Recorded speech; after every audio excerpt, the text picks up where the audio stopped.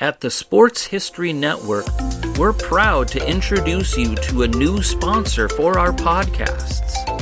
It's Home Field Apparel, your premium collegiate apparel brand right out of Indianapolis. They've got incredibly comfortable t-shirts, plus they're officially licensed with vintage college designs. They have over 150 plus colleges available now and always adding more. Homefield digs through the archives and history of your school to find unique logos, mascots, and moments to make thoughtful designs for your school.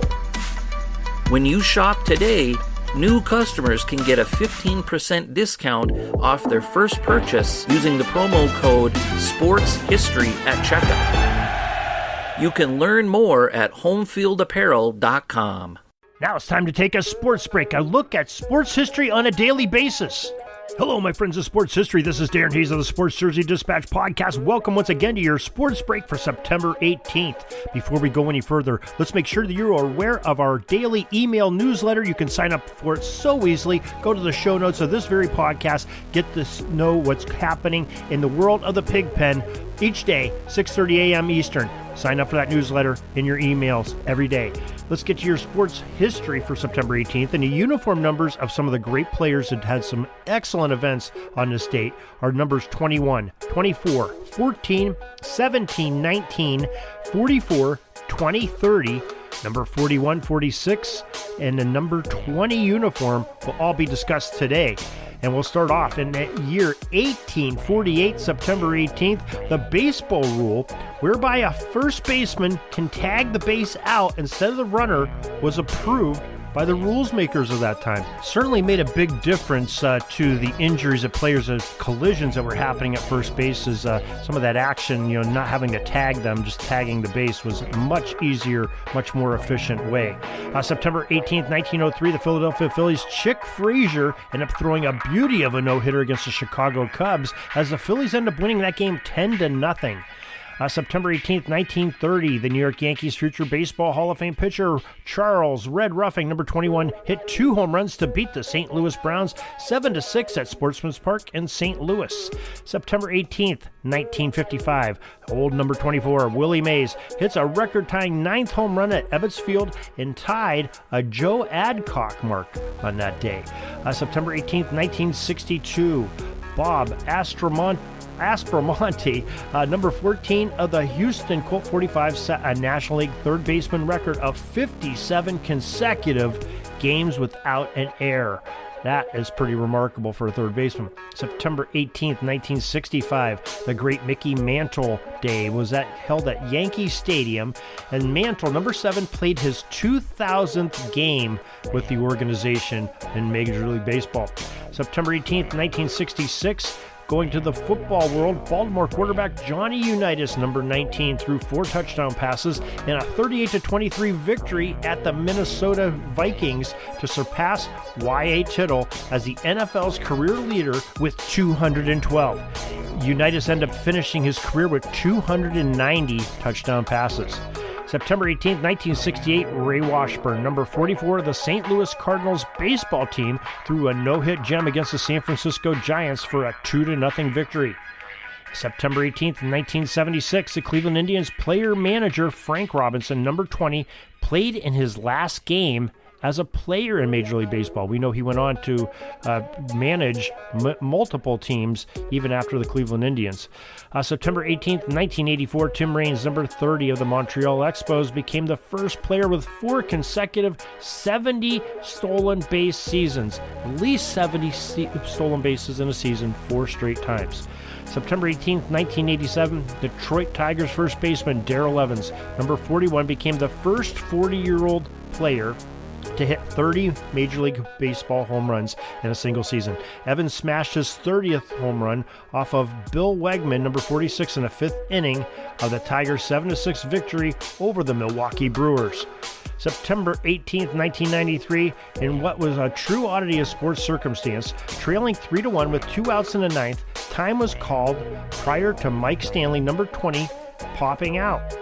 He ended up getting a second chance because of that timeout, and it gave way to a Yankees rally that helped them defeat the Boston Red Sox 4-3 in that day, and plenty of moaning and groaning in Beantown that day.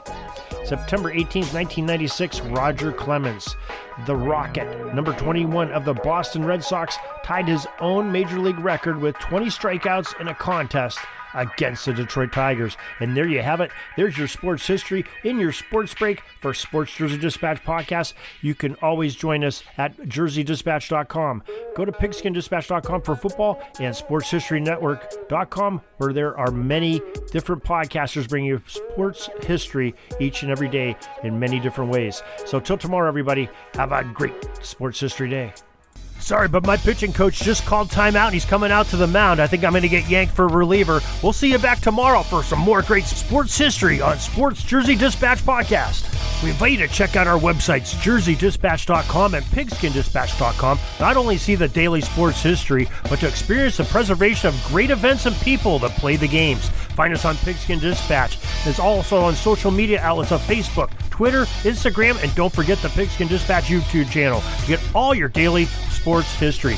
Pigskin Dispatch is happy to be associated with the Sports History Network, the sports headquarters of yesteryear, found at sportshistorynetwork.com. This podcast is part of the Sports History Network, your headquarters for the yesteryear of your favorite sport. You can learn more at sportshistorynetwork.com.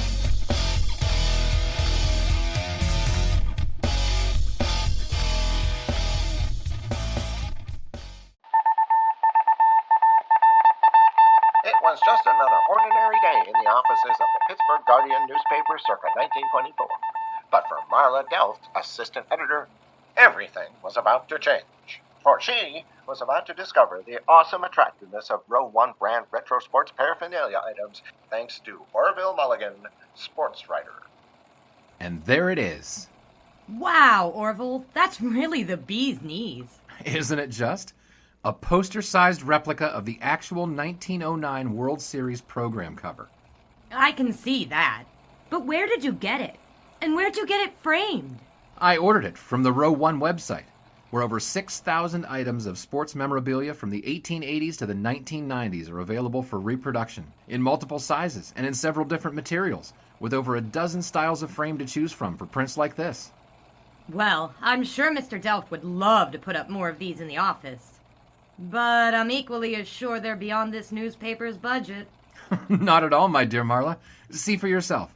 Go to sportshistorynetwork.com/row1. sportshistorynetwork.com/row1. Oh my, these are good prices. Oh, and look at this stuff. Oklahoma-Nebraska football, college basketball art, Michael Jordan items. And so retro it was that sports Marla Delft advertisement discovered the placards. splendiferous magic of Row 1 sports memorabilia, arts, and prints. You can too by visiting sportshistorynetwork.com/row1. That's ROW1 today for access to the full Row 1 catalog of gallery prints and gifts like t-shirts, long-sleeve shirts, telephone cases, coffee mugs, blankets, pillows, towels, and even shower curtains.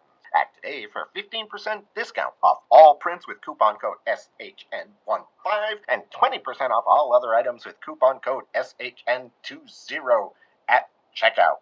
And keep your dial locked to the Sports History Network for the exciting chronicles of the 1920 sports world in Orville Mulligan, sports writer. Coming soon.